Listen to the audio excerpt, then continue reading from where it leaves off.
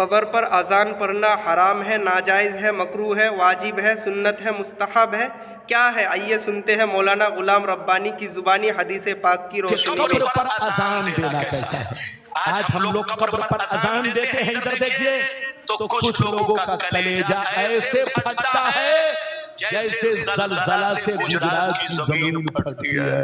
अरे बोलो, जैसे जलजला से गुजरात की जमीन। कुछ बेवकूफ लोग कहते हैं कब्र पर अजान देना शिर्क है। अजान तो नमाज के लिए दी जाती है, ये कब्र पर ये सुन्नी लोग जो अजान देता है कहां से साबित है? आज के बाद से कोई कहे तो सीधा जवाब क्या दीजिएगा? इधर देखिए कि तुम जाहिल हो, तुम बेवकूफ हो। अजान सिर्फ नमाज के लिए नहीं, जोर से बोलो, अजान सिर्फ नमाज के लिए नहीं, बहुत सारी चीजों के लिए अजान देने का हुक्म है। नबी ने फरमाया जब आग लग जाए तो अजान दिया करो, जब कोई बला नाजिल हो तो अजान दिया करो। फुक़हा फरमाते हैं जब किसी को मिर्गी आ जाए तो अजान दिया करो, अजान दिया करो। जब किसी को मिर्गी आ जाए तो अजान दिया करो। आपने अभी 2 साल पहले देखा कोरोना की हवा जिस वक्त थी, उस वक्त पूरे मुल्क में हर आदमी अपने घरों पर अजान देता था। तो अजान सिर्फ नमाज के लिए नहीं बल्कि अजान देने का हुक्म नबी ने फरमाया कि जब कोई बला नाजिल हो, जब कोई मुसीबत नाजिल हो तो अजान दिया करो, क्योंकि अजान देने से बलाएं दूर होती हैं। ये अजान देने से अच्छा ये बताइए जब कोरोना बीमारी आई तो पूरे भारत में लोग जैसे ऐशा का वक्त होता, सन्नाटा होता, हर घर पे अजान। उस वक्त ये मौलवी मौलाना कहाँ गए? अरे बोलो, इनसे क्यों नहीं पूछा? मौलाना लोग कब्र पर अजान देते हैं तो तुम्हारा कलेजा फट जाता है। ये मकान पर जो घर घर में अजान हो रही है, मस्जिद तो एक जगह है ना, यहाँ हर घर को मस्जिद बना दिया। बोलो हर जगह अजान, ये कहाँ से साबित है? तो उनकी नानी मर जाएगी, जवाब नहीं दे। बेशक भाई सच है ये बात। जब कोरोना के टाइम आया था तो उस वक्त सबको अजान दे रहे थे अपने अपने घरों में, तो उस वक्त कोई अली तो एतराज नहीं किया। अब क्यों एतराज कर रहे हैं? आगे सुनिए।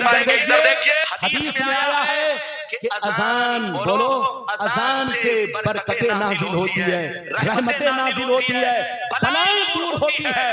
अब सुनिए, नबी ने फरमाया कि जब बच्चा पैदा हो तो अजान दिया करो। जोर से बोलो, जब बच्चा पैदा हो तो अजान दिया करो। जब घर में जोर से बोलो, जब कोई मुसीबत आए तो अजान दिया करो। जब किसी को मिर्गी आ जाए तो अजान दिया करो, क्योंकि अजान देने से बलाएं दूर होती हैं। कब्र पर अजान देने से 3 फायदे। क्या फायदे जल्दी बोलो? कब्र पर अजान देने से क्या फायदे? जल्दी सुन लो, क्या फायदे? 3 फायदे।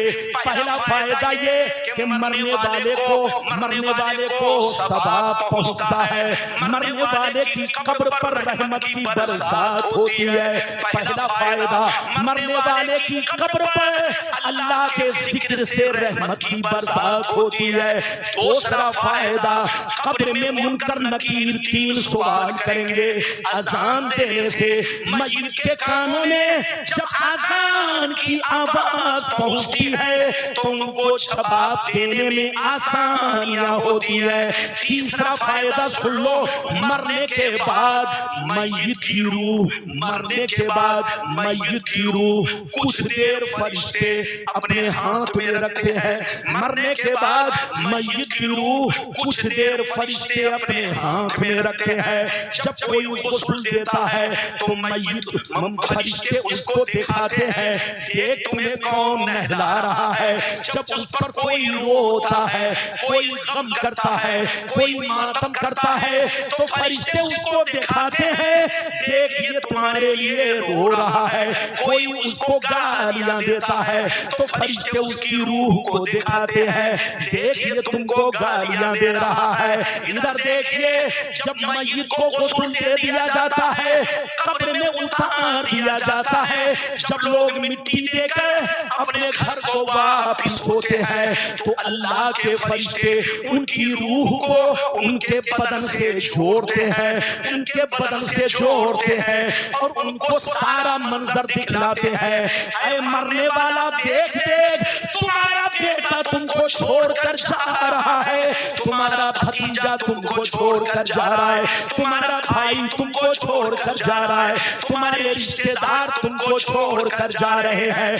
मरने वाला घबराता है, बेचैन होता है, इतने में अजान की आवाज सुनता है, अल्लाह का नाम सुनता है, दिल को सुकून मिलता है। वो हाथ का इशारा करके जाने वाले से कहते हैं, ऐ जाने वाले, जाओ जाओ, कोई गम नहीं है, मेरे साथ मेरा परवरदिगार है। इधर देखिए। भाई, आप लोगों ने सुना अजान पढ़ने का कब्र पर कितना फ़ायदा है, इसलिए अजान पढ़ने पर एतराज़ ना किया जाए, बल्कि हमको चाहिए कि हम अपने मरहुमीन की कब्र पर अजान पढ़ें और हर मुसीबत व बला में अजान पढ़नी चाहिए, हदीस पाक में है। बेशक।